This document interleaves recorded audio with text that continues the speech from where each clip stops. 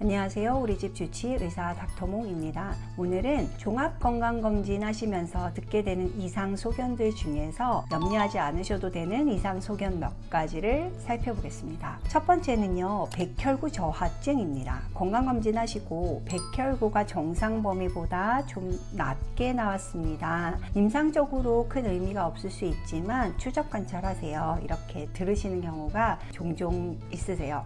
백혈구는 세균이나 바이러스가 들어왔을 때 제일 먼저 싸우는 애들이죠. 백혈구가 적으면 면역 기능이 떨어지는 거 아닌가 하는 염려가 시작이 되셔서 계속 추적 관찰을 하는데 계속 낮은 상태인 분들이 계세요.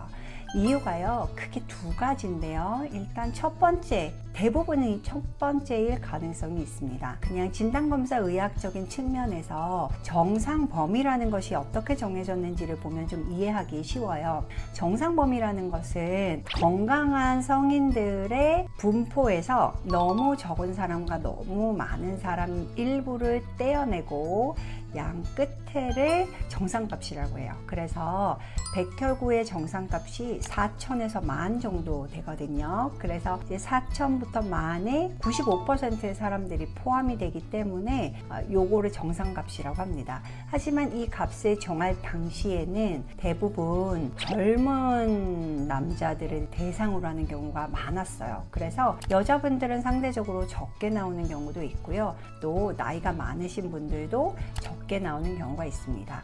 그래서 내가 어떻게 해도 매번 낮게 나온다 하면 그냥 타고나기를 낮게 타고난 거구나 이렇게 생각하시면 되고 크게 염려하실 필요는 없습니다. 백혈구가 들어있는 혈액검사가 3종 세트인데 빈혈, 백혈구, 혈소판 이 세 가지가 3종 세트예요. 이 세 개 중에 백혈구만 낮으신 분들, 할 때마다 낮으신 분들, 이런 분들은 타고난 거구나 생각하셔도 되고요. 다만 두 번째는 그래도 조금 더 높아야지 정상인데 어떤 이유로 낮아지는 분들이 있긴 있습니다. 어떤 분들이냐면요, 단백질 섭취가 부족하신 분들이에요. 백혈구 몸통을 단백질로 만들거든요. 그래서 백혈구 저하 있는 분들 대부분 먹는 게 좀 부실하신 분들이 많이 계세요.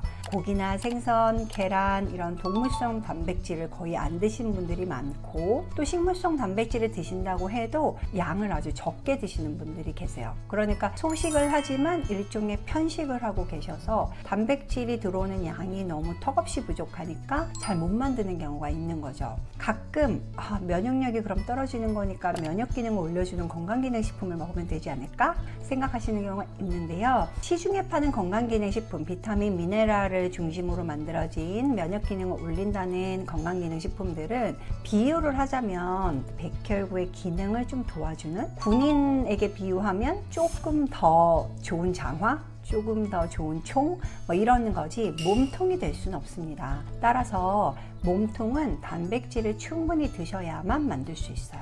백혈구 저하가 있고 이거를 개선해 보고 싶으신 분이라면 나한테 필요한 단백질 양을 매일매일 충분히 드시는 걸 추천드리고요. 단백질은 저장되는 영양소가 아니기 때문에 매일매일 그리고 끼니마다 조금씩 챙겨서 드시는 게 중요합니다. 얼만큼 먹는 게 중요하냐? 여자분들이라면 5-60g의 단백질을 매일 드셔야 되고, 남자분들이라면 6-70g 정도는 드셔야 돼요. 고기 5-60g 내가 먹지 하시는데요, 5-60g의 단백질을 섭취하려면 고기로만 드실 때는 300g 정도 드셔야 돼요. 각 식품마다 10%에서 20% 정도만이 단백질이기 때문에 그 비율을 좀 계산하셔야 되고요. 어떤 종류를 어떻게 먹을까는 제가 한번 다뤄놓은 영상이 있습니다. 올려놓을 테니까요. 한번 들어가서 보시면 좋겠습니다. 두 번째 이상소견, 황달 수치가 높다는 이야기를 들으시는 경우 있으세요. 황달 수치는 듣기만 해도 무섭죠. 황달이 있으면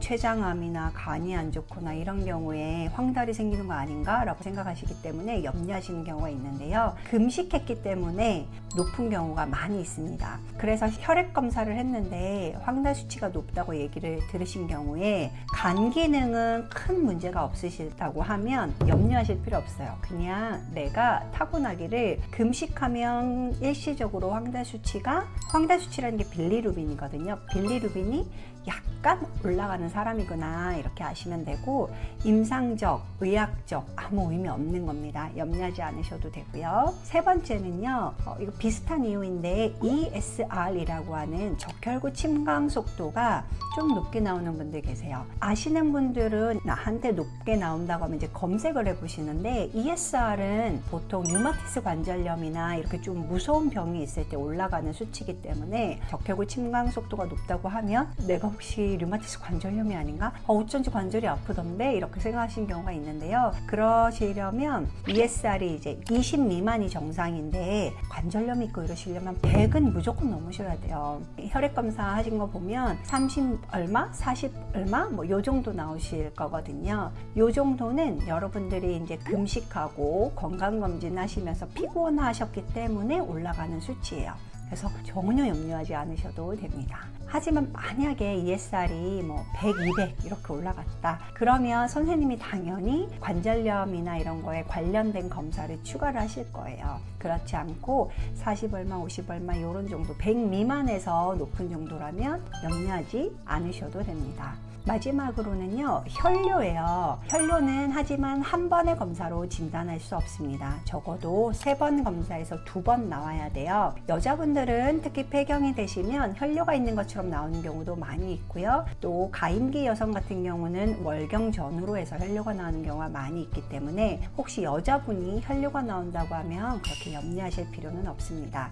그리고 혈뇨가 나오면 당연히 재검을 하셔서 다시 한번 확인하시면 되는데요. 그때는 금식하지 말고 편안한 상태에서 다시 소변 검사를 해보시는 걸 추천드려요. 이게 금식하고 좀 피곤하고 그런 상태에서 하면 혈뇨가 있는 것처럼 나오는 경우가 있기 때문입니다. 하지만 남자분들이라면 혈뇨가 그렇게 잘 보이지 않아요. 그래서 혹시 남자분들이라면 반드시 또 재검을 하고 이상소견이 있으면 확인하셔야 되고요. 담배를 태우시는 60세 이상의 분이 혈뇨가 나온다 그러면 방광에 혹시 문제가 있는 게 아닌가 조금 주의해서 보실 필요는 있어요. 그래서 이런 경우는 별도로 선생님이 추가 검사를 하시게 될 테니까 추가 검사를 따라서 관리해 나가시면 되는 부분이고요. 여자분들의 혈뇨는 그렇게 염려하실 필요가 없다.